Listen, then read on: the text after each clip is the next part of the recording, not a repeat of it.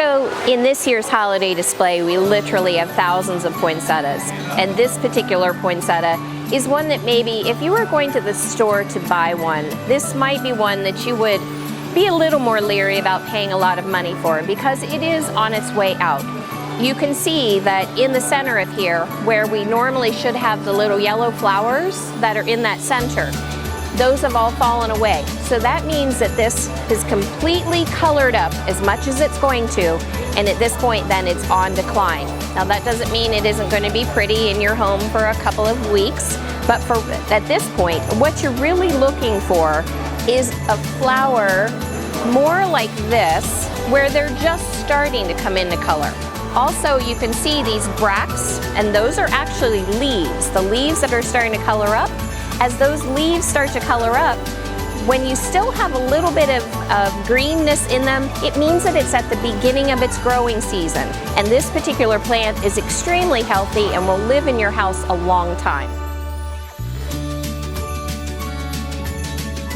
When you get this poinsettia home, you want to make sure a couple of different things. First of all, it needs some bright light. Don't put it in a shady space in your house. You need to have sunlight coming to it. That doesn't mean that it needs to be in full sun. What it needs is at least the brightly lit space of the room that we're in here right now, about that level of light for it to continue to grow. You can use also some different types of lights that would be in your home, some of the grow light type things.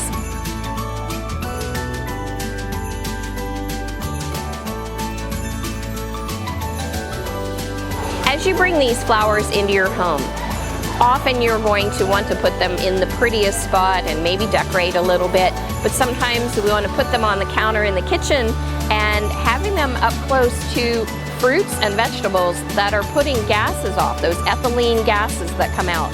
Those ethylene gases, while they encourage blooming and encourage ripening, they can also ripen these flowers too fast, so you might actually lose some of your lifespan for this plant.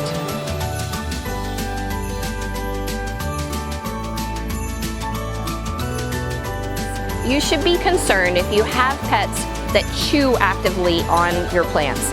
Poinsettias have a sap or latex inside of them, and if you break that, you can see where the sap will start to leak out.